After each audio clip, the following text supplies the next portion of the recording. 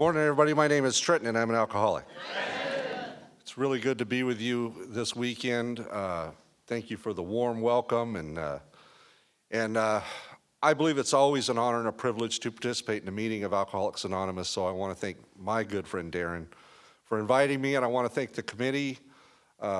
These things don't put themselves on. I've been involved in a lot of conventions, and it's a lot of work, and from a handful of people. So thank you to the committee. Thank you very much.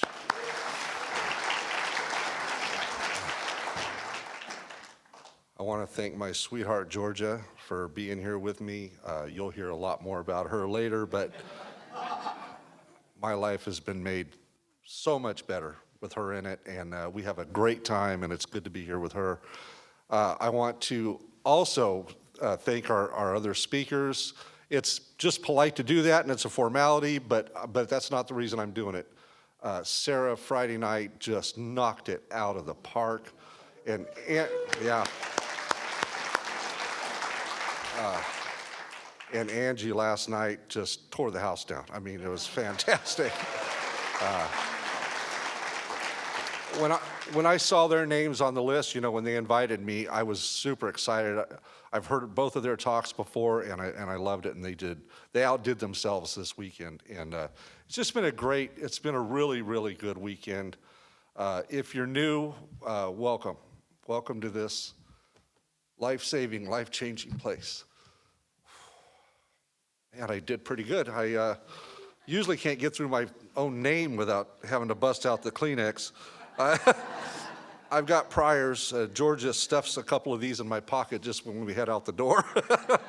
I'm kind of known for that. I'm just incredibly grateful. And it may be hokey, but the countdown always gets me.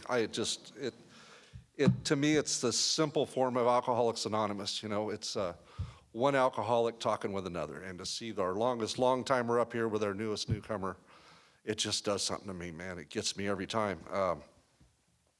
So let me give you the essentials and get those out of the way. I've got a sponsor, Matthew M. I've got a home group, which is the Inland Group. We meet in Redlands on Monday nights at 7:30. If you're ever in the area, that's ridiculous. Why would you be in the area? You just got to get out of Santa Barbara and go to Redlands. I'll rephrase it. If you're ever passing through Redlands on a Monday night and you want to find a good meeting, we've got one there. It's a structured speaker meeting. That's my home group. And then last but not least, on October 4th, 2006, I was given the greatest gift that a guy like me could ever hope for. And that's certainly not my first sobriety date, but I pray to God that it's my last. I'm just asked to share in a general way what I used to be like, what happened, and what I'm like today. And I hope in doing that it comes across loud and clear just how grateful I am for my life today and the changes that have taken place in my life as a result of coming here and doing things that make no sense and things that are often inconvenient and things that are uncomfortable. But as a result of doing that, I live a life today that's beyond my wildest dreams. And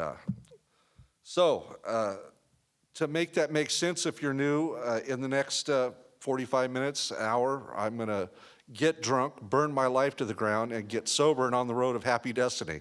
That's the plan. I came from a broken home, born in 1970 in Phoenix, Arizona. I had a mom and a dad, 2 older sisters. And my parents' marriage wasn't good at the time that I was born. They had gotten married in 1964, and when they got married, my dad looked like a young Paul Newman, James Dean looking guy, clean-cut guy. And in 1970, when I was born, he looked more like one of the Doobie Brothers.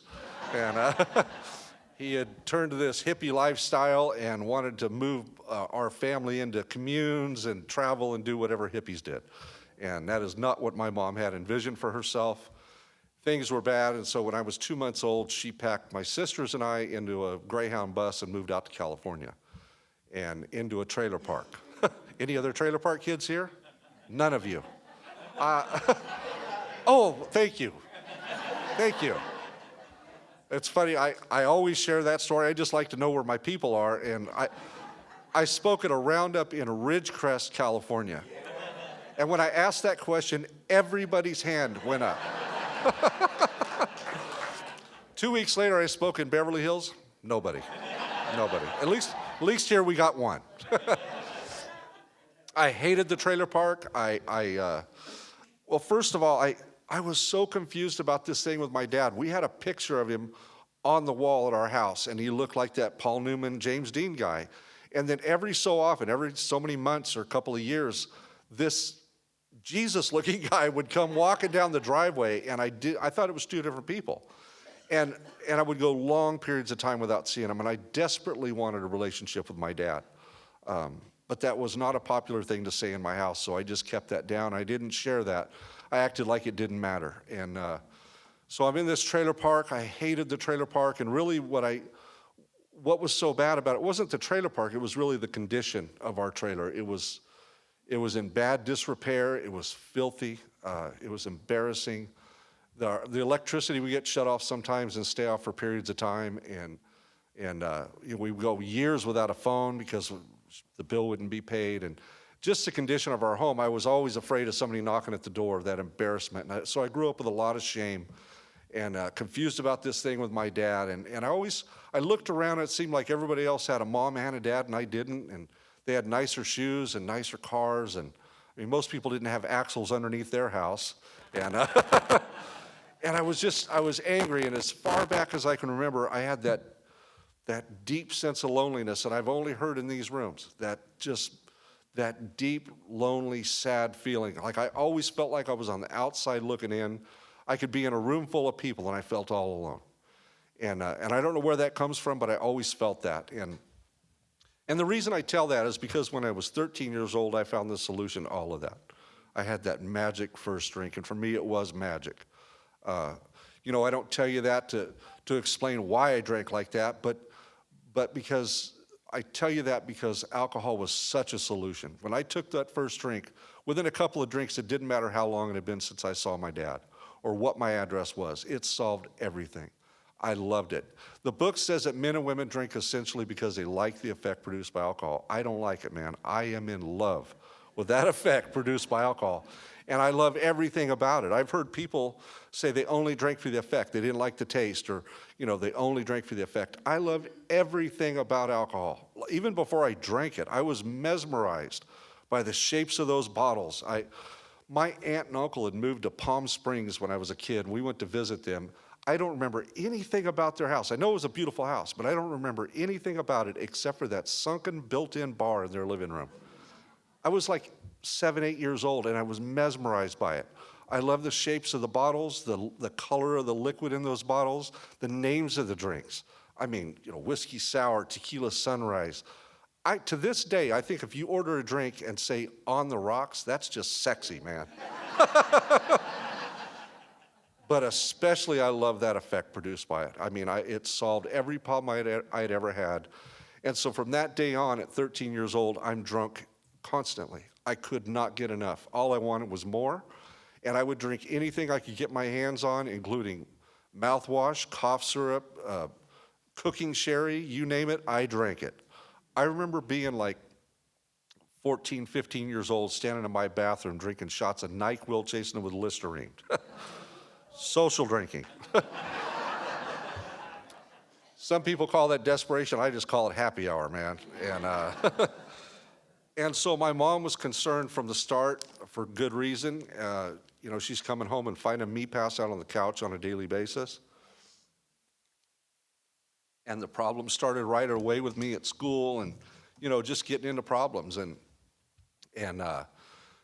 So I said this wasn't my first sobriety date. I was first introduced to Alcoholics Anonymous just before my 17th birthday. And what was going on at that time was I had gotten kicked out of my high school for drinking Boone's Farm out of my locker one too many times.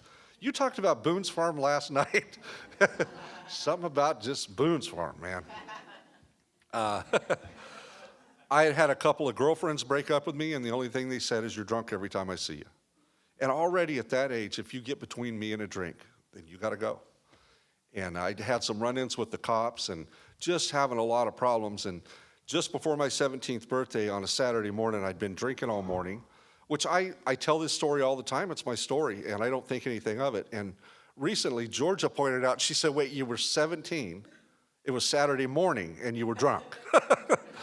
That was a normal Saturday morning to me. And but I took my mom's car out and I wrecked it.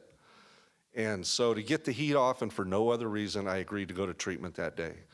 And I was checked into Redlands Hospital into an adolescent treatment program, introduced to kids that were like me that were doing the things that I was doing. And within a few days, they put us in those white vans and they brought me to meet you.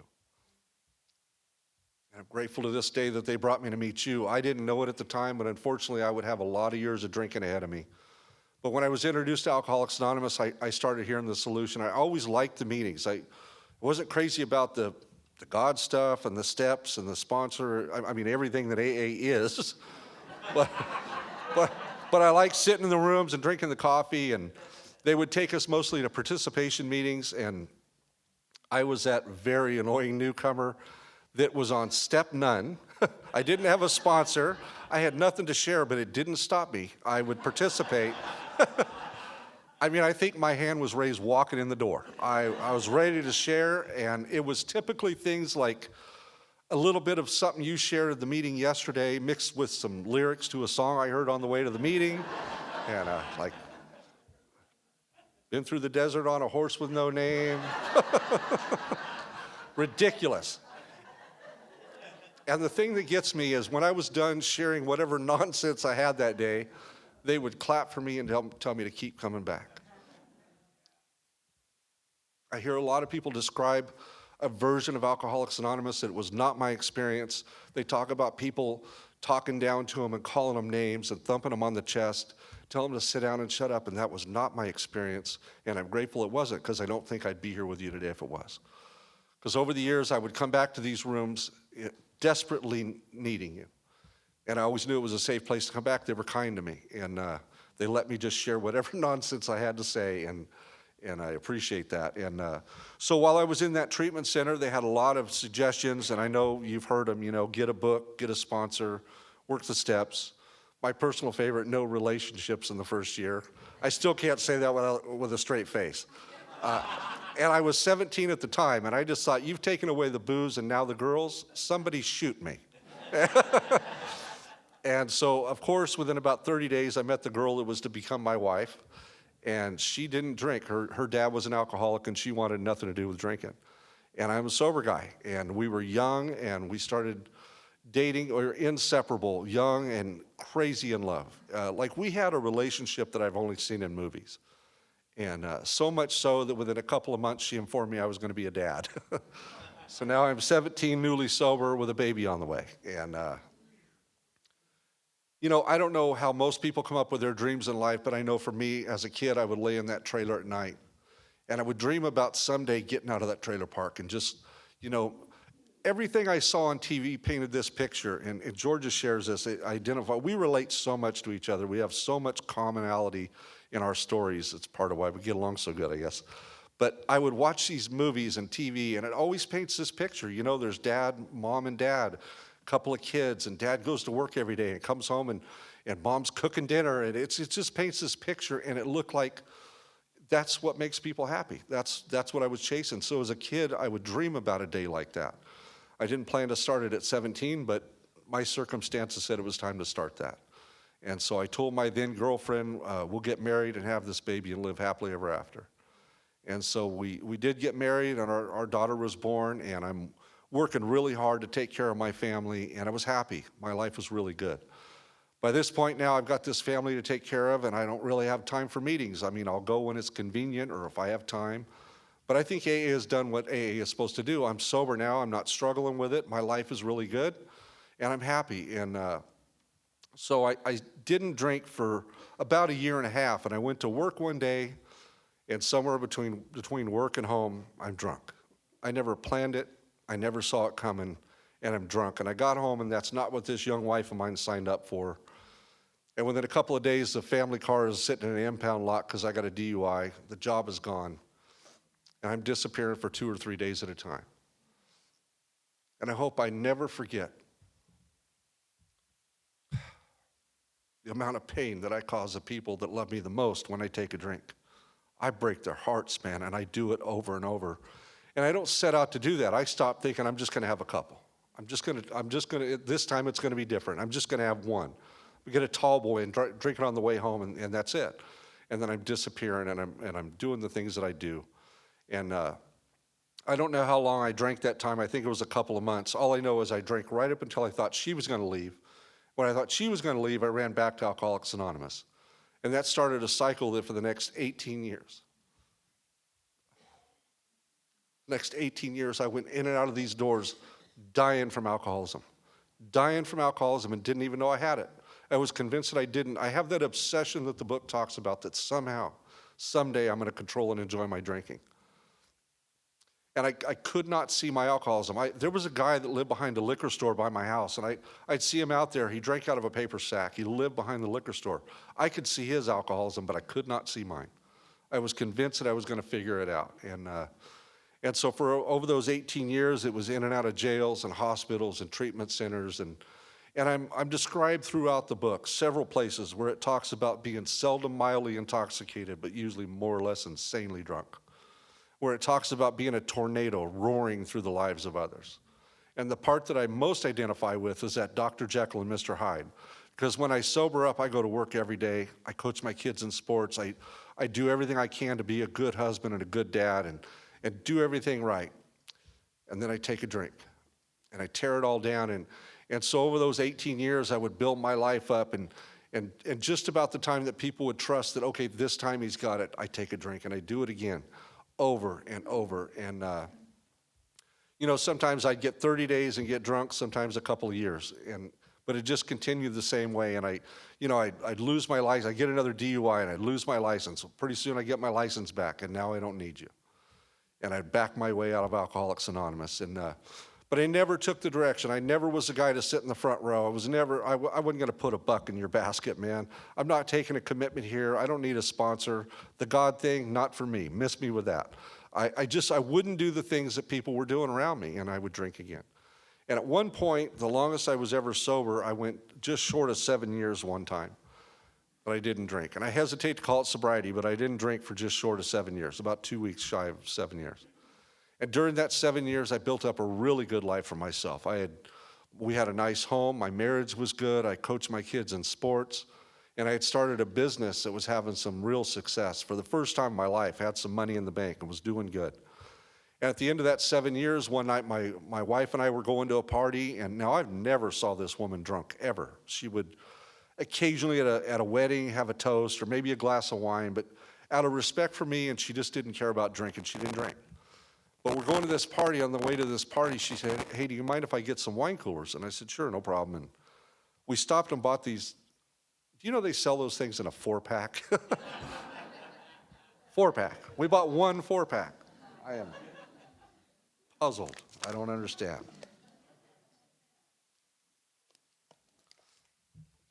We bought her the 4-pack, went to the party, and even worse, at the end of the night, we put the 2 leftover ones in the trunk of the car and forgot about them. A couple of weeks goes by, and she and I were in our living room one night, and we have an argument, just like husbands and wives sometimes have, just an argument.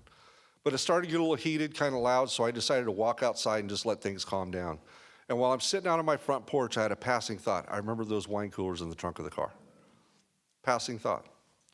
And the next thing I know, I'm over there with my key in the trunk of that car, tipping back a wine cooler. 7 years gone, just like that.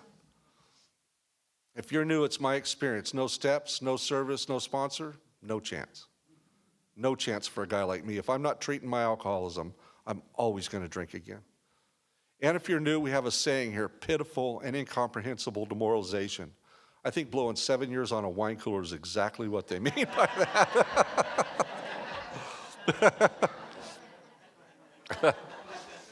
However, within about 15 minutes of that wine cooler, I found myself standing at that liquor store buying that big bottle of vodka, 18-pack of beer.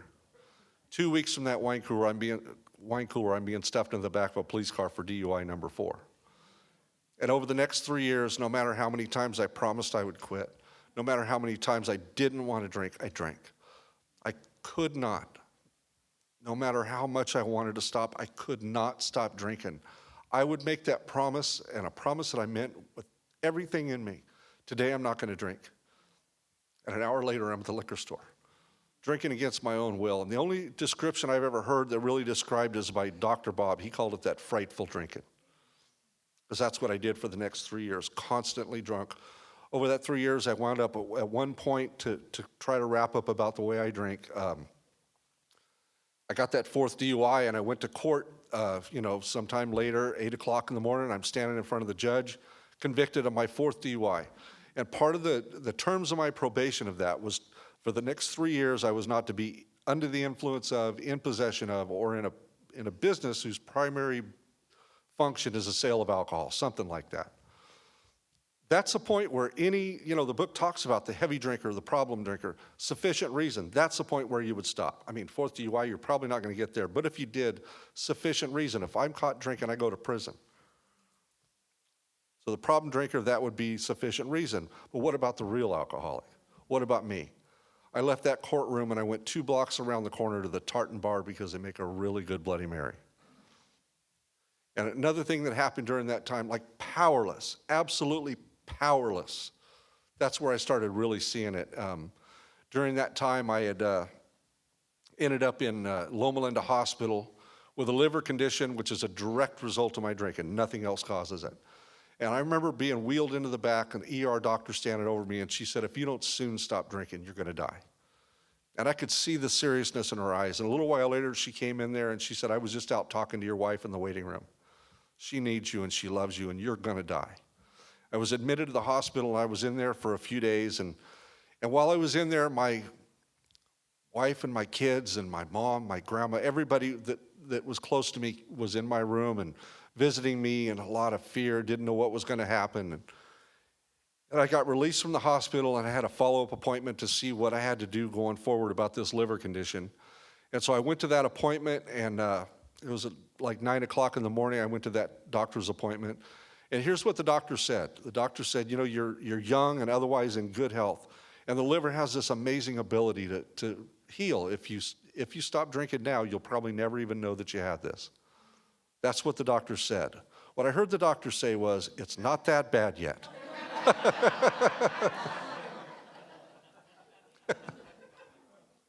I left that appointment and I stopped at the nearest liquor store.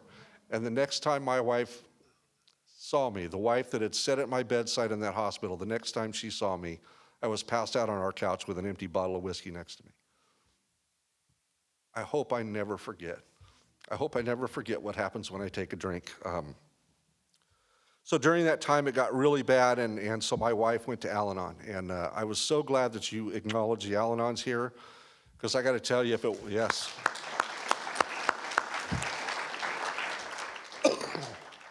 If it wasn't for the example I saw right there in my own home of the 12 steps working in her life, I wouldn't be here with you this morning. It was really that example that really brought me to my knees. My own shame and guilt started eating me alive. She treated me with nothing but kindness, just love and compassion. Always in the past, she would fight with me about my drinking, and when she'd fight with me about my drinking, that's a good excuse to head out the door and go drink. And when she went to Al-Anon, she just stopped saying anything about it, and she treated me with compassion. And so I went to her one day. I was at that place the book describes as a jumping off place, where I was ready to go on and just drink myself to death. Just end it. Just drink myself to death. And I went to my wife one day and I said, hey, you're too good for this. Why don't you just leave me? And I'll never forget her response. She looked at me with the sweetest look in her eyes, and she said, it's because I love you. And she started patting me on the center of the chest, and she said, I know what's in here is good. She said, there's a good man in there.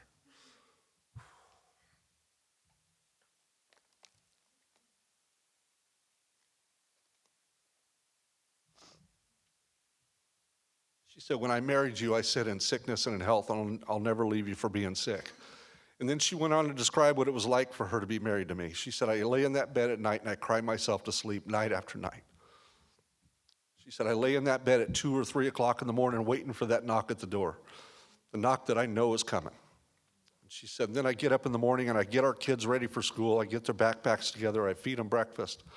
I take them to school, and then I go to work all day, and I come home. I help them with their homework. I feed them dinner. I make sure they're bathed and put to bed. And I go back to bed and I cry myself to sleep again. And she talked about how lonely it was and how scary it was. And then she said, but I'll never leave you for being sick.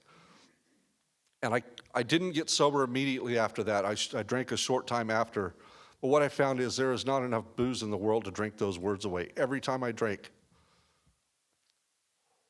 heard those words. I could see that look in her eye every time I drank, and I just could not get rid of it. And so a short time after that, I think a couple of months after that, was October 4th, 2006. When I started this talk, I described that date as a gift, and I describe it that way because it absolutely is. I didn't pick that date. I didn't know it was going to be the date. And I've always thought that Larry T. says it the best. He says his last drunk wasn't his worst one. It's just the one that drank away the debate. October 3rd was just another night of drinking, just like every night was. Yet I woke up on October 4th, and for the first time in my life, I was able to concede to my innermost self, deep down in here, that I'm an alcoholic, and I knew the truth. For the first time, I could see the truth. And that morning, for the first time, I knew it wasn't my dad's fault. It wasn't the trailer park. It wasn't her. It wasn't them. It wasn't any of it. It was alcoholism. And the big shift that happened for me that morning wasn't so much that I admitted that I have alcoholism. It's that I admitted that alcoholism has me. And I have nothing. I'm powerless. And I realized that morning. And I laid in my bed that morning for a long time, and I just remembered things that I had long since forgotten, just random things, just like what it felt like to wake up on a concrete floor behind bars and not even know what the charges were because I'd been in a blackout.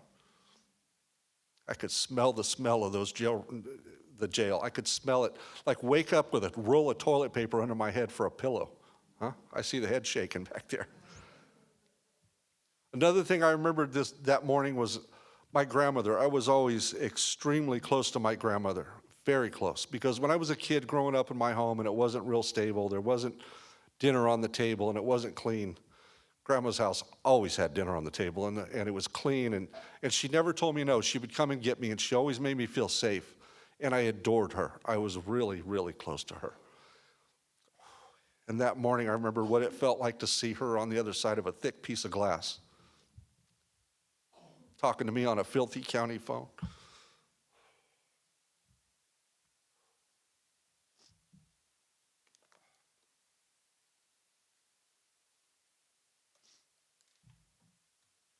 Another thing I remember that morning was a morning before that, some time before that, I had woken up in my home and found a note slid under my bedroom door. And when I unfolded that note, in the writing of a child, it says, "Daddy, please stop drinking. I'm scared." For my little girl. In that letter, she went on to say, "I'll be a good girl." She was the sweetest kid you could have ever imagined. And she's telling me, thinking that she could somehow behave differently. And then she said, "I'll go to those meetings with you."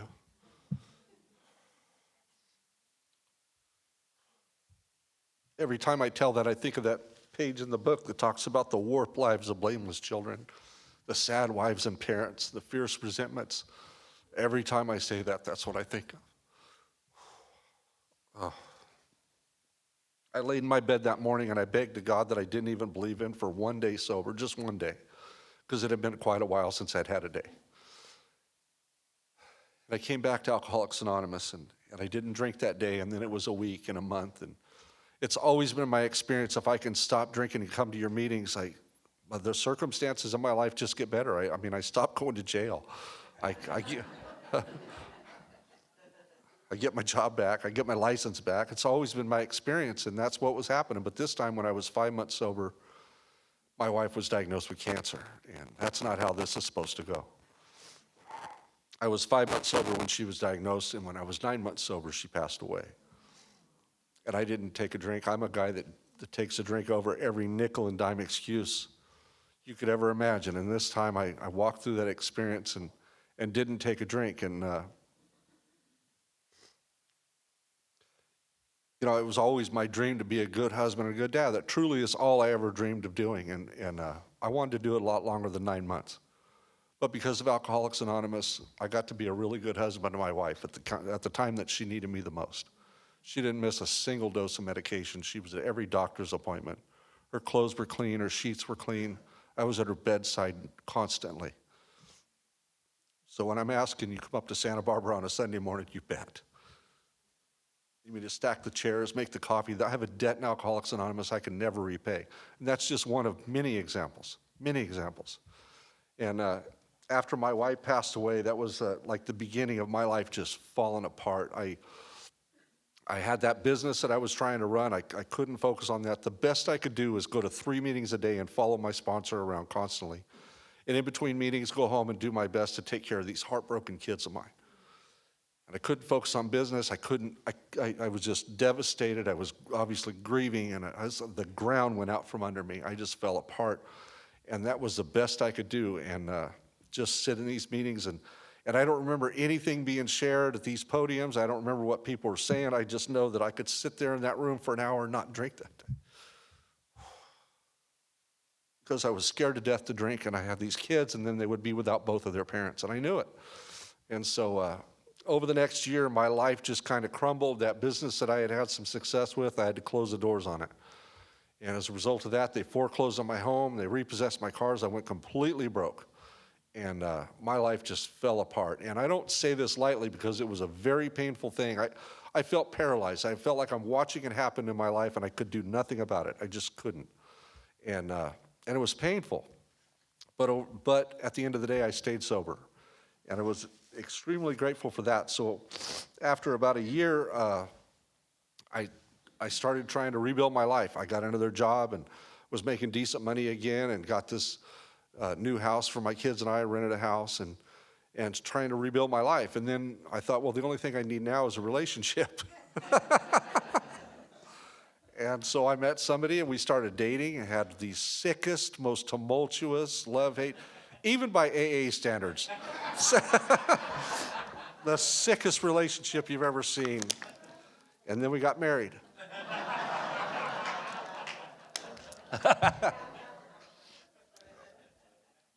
Oh, it was brutal. It was brutal. I was with her for 6 years, and I could not let go. We would have those big blow-up fights, where the ones where the neighbors are out in their yard looking, and very entertaining for the neighborhood. And the big blow-ups. And I'd think, that's it, I'm never going back, that's it. I'd leave, I'm not going back, and then she'd come back with another set of promises, another set of apologies, and I'd go back thinking, this time it's going to be different. It was never any different. I was in that relationship for 6 years, and in that 6 years, I was lied to, I was lied about, I was cheated on, and I walked on eggshells day in and day out. It was horrible. It was horrible, but I could not let go. And finally, after 6 years of living like that, I woke up one day and I said, I did not get sober to feel like this. And I was able to walk away. And I left that relationship riddled with resentments. I mean, bad, toxic. I couldn't sleep, I couldn't eat, I was losing weight. I would go to meetings and people would ask me how I was doing. I'd tell them. like be prepared for a long talk. As their eyes are rolling back in their head. My buddy Pat says that I put on the AA clown suit for a while. But I didn't drink. I came here and I talked about it. I was honest with you, told you what I was going through, and I'm grateful that I did that. But the book says that resentments are the number one offender for a guy like me. And I don't want to drink, man. I don't ever want to see that look in my kids' eyes ever again. I don't want to drink. And I am full of resentments, and I don't know how to get rid of them. I'm going to a sponsor and asking them, what do I do with this? And the only thing I'm being told is to write these inventories and look at that fourth column, and I could not understand what they were trying to get me to see. I'm like, why are you telling me? Tell her that. She was the one that was cheating, not me. I wasn't lying, she was, and I could not understand. I thought in that fourth column, they're trying to have me see some way that I caused her to do that, or I deserved it. I could not understand why they were having me do this. But I had no other option, so I just kept writing these inventories and trying. I couldn't see it. But I continued to take that action, and sometime later, I don't know how long, it seemed like 30 years, but it was probably a few months, I wrote one more inventory, and I got to that fourth column, and all of a sudden it hit me. I realized, oh my God, I was a grieving widower. I had no business in that relationship. And when I realized they weren't trying to get me to take responsibility or say that I deserve to be treated that way. Nobody deserves that. What they wanted me to see is where I'd made decisions based on self that placed me in a position to be hurt. Made decisions from a place of being in absolute terror, so full of fear. I was 36 when my wife passed away, and I remember thinking, how am I going to raise these kids alone? So full of fear and lonely and sad, and I made decisions that placed me in that position. And when I had that realization, That resentment that was killing me, absolutely killing me, started melting away. It didn't go away overnight. It still took some time. It took some action, but it started getting manageable. And it's been probably, 12 years now since I've seen her. And don't get me wrong, I have no interest in going meeting her for lunch. But I also have absolutely no ill feelings towards her whatsoever. I genuinely hope she's well from a distance. And I didn't think that day would ever come. I mean, it was killing me. And so now that I've scared all the newcomers out of the room, I'll stop bragging about my pink cloud and early sobriety. There's a happy ending to my story, I promise you, because in the last 18 years, there have been so many things that have happened in my life that I so wouldn't want to miss. And I'm one drink away from missing all of them. I'm one drink away from missing that day that I got to walk my daughter down the aisle at her wedding. One drink away from missing that. Shortly after my daughter got married, she came over to my house, and I was sitting out on my back patio, and she handed me this gift bag, and I didn't know what it was for because it wasn't my birthday or anything. But she handed me this gift bag, and I opened it, and there was a card, and when I started reading the card, it said, "Congratulations, Grandpa." Let me know I was going to be a grandpa. And when I read that, I thought of a very dear friend of mine and someone who was a hero for me in Alcoholics Anonymous, Patty O. And I thought of that story she would tell. If you ever heard her speak, she would always talk a bit about being in the room when her grandson Eden was born. And when she looked into Eden's eyes, she was looking into the eyes of God. And I love that story, the way she told it. So when I read that card, I'm like, 9 months from now, I'm going to be looking into the eyes of God like Patty. So I paced the floor for the next 9 months, and my daughter called and said, "Dad, it's time," and I beat her to the hospital. And when they put Logan in my arms, I'm ready for that moment. I'm holding him, and I look into his eyes, and I'm looking at his eyes. Don't get me wrong, he's got beautiful eyes. It's not the eyes of God, come on. For just a second, I thought Patty O lied. And I never want to paint the wrong picture here because I was incredibly grateful. It was a beautiful experience. This is my grandson, and it was a beautiful experience. The struggle I was having is I see other people seem to make this connection to this higher power that I hear about. And I take those actions. I do the things that people tell me to do, but I can't seem to feel it. Like I've been to church and I see people waving their hands. They feel something that I cannot seem to tap into. I can't feel that. It's always felt like some make-believe thing to me. It seems made up. I don't feel it. And I thought in that moment I was going to feel it, and I didn't. And so I was struggling with that part of it. And about that time, I just happened to glance over at my daughter. And I saw the way that my daughter was laying there, looking at me, standing there holding her son. And she looked beautiful, man. She looked absolutely beautiful. Her hair was messed up. She had no makeup on. But she almost looked like she was glowing. She just was so happy. And when I looked into my daughter's eyes, I was looking right square into the eyes of God. And I looked back at Logan, and I was indeed looking into the eyes of God. And I remember I looked up and I said, "Thank you, God, for putting me right here, right now." I was overcome with gratitude that my daughter didn't have to call some bar looking for her dad or hoping I would be there. She knew I'd be there. She knew it. I'm one drink away from missing that. I am one drink away. I talk a lot about my family and my story because my family suffered the worst of my illness, and they deserve the very best of my recovery. And at the top of a very long list of things that I have to be grateful for, I am most grateful for that relationship that I have with these kids, which happens as a result not of sitting in these rooms and drinking the coffee, but as a result of taking some steps and working with a sponsor and taking those uncomfortable actions that I don't want to take and that don't make sense. They hand me this book and they say, "Read this book, it's got the answers." And I open this archaic big book, and "Gee, Ma, ain't it grand the wind stopped blowing?" What? How is that gonna? I need like a loan, a lawyer. I don't need this. What is this?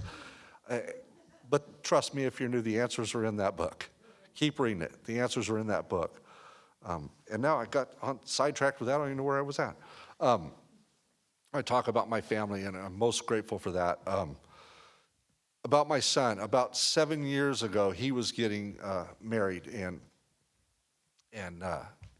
he came over to my house one night with a gift bag, and I'm like, oh, I know about these gift bags. Excuse me. But his was different. In his, there was a plaque that he had made, and it had a picture of he and I when he was small, and then in the writing it said, the only thing better than having you as my dad is having you as my best man. Asking me to be his best man at his wedding. Coincidentally, 2 months ago when George and I got married, he was my best man. And I think, how does a guy get from there to here? How do you get from that place to here? You get in the car. You get in the car. You get in the car, you don't ask questions, you just get in the car. You call that sponsor, even though he never understands he doesn't listen. You take these actions. That's what's happened for me. I've taken these actions over and over, even though I'm still to this day convinced this time it's not going to work. It's not going to solve this problem. Wherever I'm at, it's not going to solve this problem. But I take these same actions, and as a result of that, I got to be my son's best man at his wedding. I'm one drink away from missing it. And I repeat that a lot, and I don't do it just because it's some catchy little phrase. I repeat it because I am crystal clear that I am one drink away from missing everything good and decent in my life. I'm one drink away. A couple more stories, and then my time's about done. I mentioned my grandmother. I love that I've got this drunk experience of her visiting me in county jail, and then the sober experience. When I was about 2 years sober, I just realized my grandma was getting older. She was in her 90s. She couldn't see too good anymore, and I just thought, man, I want to spend all the time I can with her while I can. And so my kids and I came up with a plan that we would start picking grandma up once a week for dinner. And the first time we did that, I pulled into the parking lot of the restaurant, and I got out and I went to her side of the car just to help her up on the sidewalk. I just didn't want her to trip. She couldn't see too good, and I didn't think anything of it, just helping grandma up on the sidewalk. But when I did that, she stopped and squeezed my hand, and she looked up at me and she said, whenever you're around, I feel safe. Same woman that made me feel safe as a kid. And when she said it, I thought back to her visiting me in county jail, that heartbroken look in her eyes. That heartbreak was gone. It wasn't in her eyes anymore. And I'm one drink away from missing that. And another story that I like to tell, because it's similar to that. I have this drunk experience of that letter that my daughter wrote me begging me to stop drinking. When I was 7 years sober, my daughter wrote another note. Excuse me.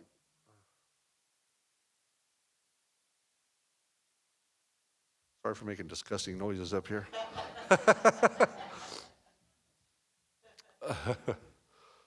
When I was 7 years, my daughter wrote this letter. It was a nomination for a Father of the Year award for the Inland Empire, which is a huge area. It's Riverside and the San Bernardino counties.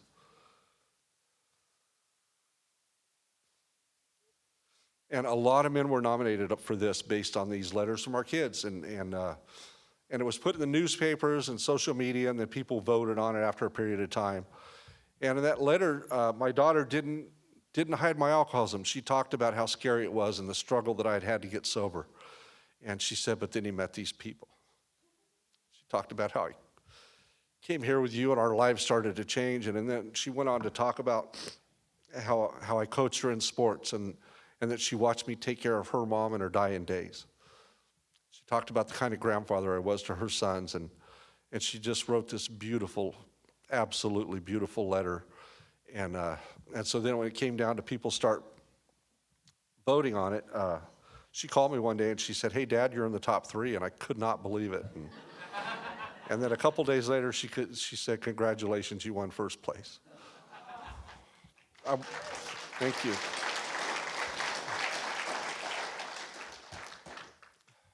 I'm absolutely one drink away from missing that.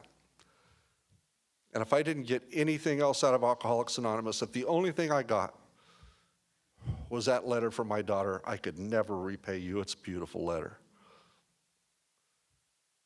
When I got sober, I got really lucky. I got involved with a really active group. You know, you have it here, a pocket of enthusiasm, and that's what I'm seeking in AA. The fellowship that I crave is enthusiastic, and I found a group of people that we don't just sit in meetings and talk about our problems. We go to conventions like this. We go to baseball games and pool parties and concerts, and we live big lives here in AA and be of service and get involved. And I've always had the fortune of being around a group of people like that. And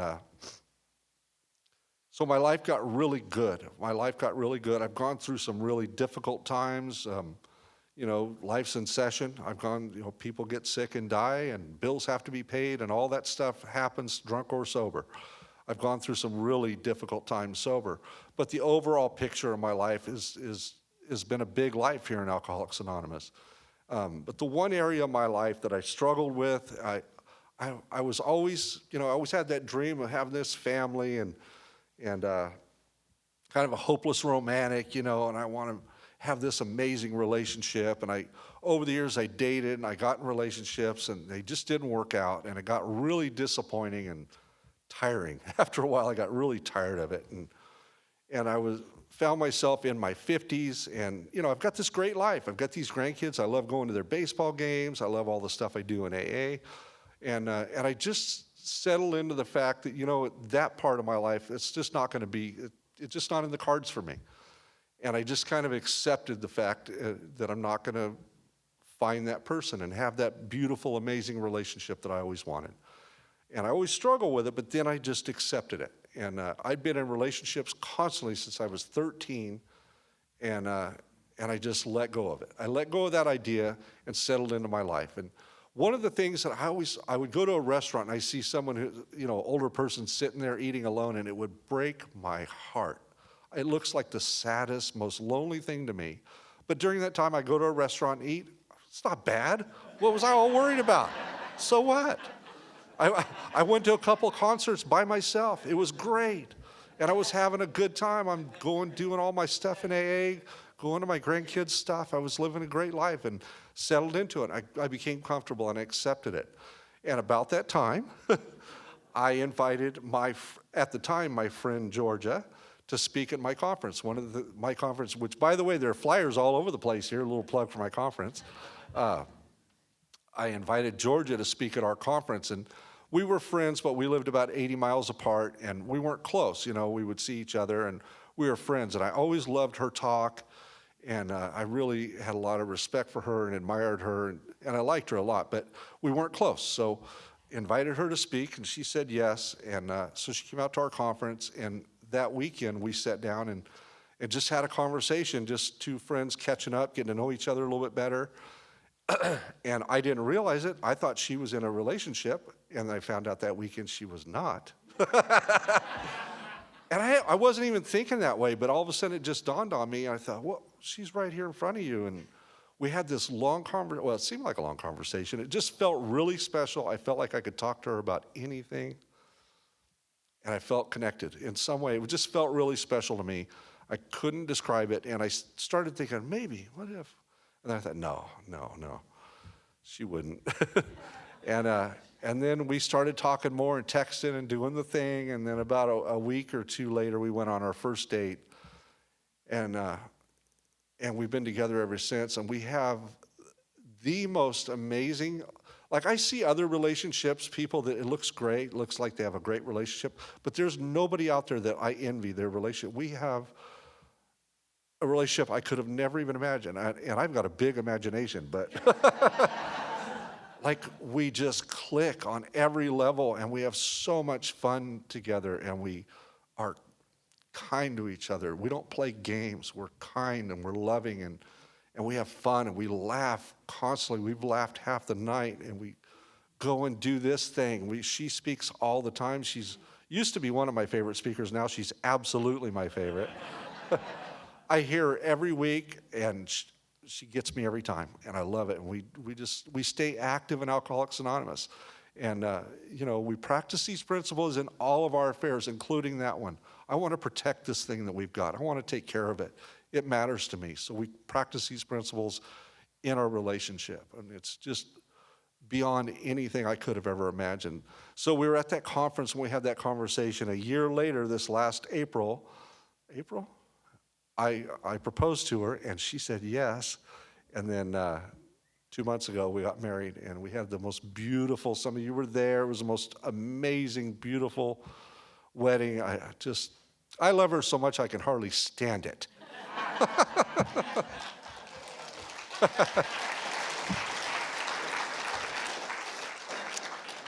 I think I'm about out of time here, so I'm going to wrap up. I want to thank you again for welcoming us and for putting in the work to make this available for the newcomer. And for all of us, it's been an amazing weekend. I'm going to close with this, and before I close with it, I want to preface it because I've always closed with this story. And I was sharing it, and one day I thought, I wonder if that offends Georgia. I just was afraid that it might. So I asked her, I said, does that bother you? Should I stop saying that? And she said, no, tell your story. Keep telling your. Oh, another thing I want to add, because I forget this, before I do that. Another part of that, Georgia had no family. She had absolutely no family. And since my wife had passed away, I've never felt that connection, that family thing. I was in relationships, but it was never, with my kids, they either didn't care for each other. It was always this weird thing for me. I felt like my life was sectioned up, and I just didn't like it. My family's too important to me. And then Georgia comes along, and they love Georgia, and she loves them. And that is just, last Christmas, we did all that ridiculous matching pajama. We did all the... Like, she says it all the time. If you're a friend on Facebook, you're sick to death of us. We get it. We're nauseating, but we love it. We love every minute of it. And that's a huge, huge bonus. And now Georgia's got this big family that loves her, and it's just amazing. Anyway, back to my story. So she said, no, keep telling your story. And so this is mostly for the newcomer, but anybody that can use it. When I was at the lowest point in my life, in the grips of alcoholism, the person that loved me more than anybody ever had looked me in the eyes, told me she loved me. She patted me on the center of the chest and said, what's in here is good. I don't think that's just true for me. I think it's true for all of us. And it was the 12 steps that gave me a little glimpse of what she could always see. Thank you so much for having me.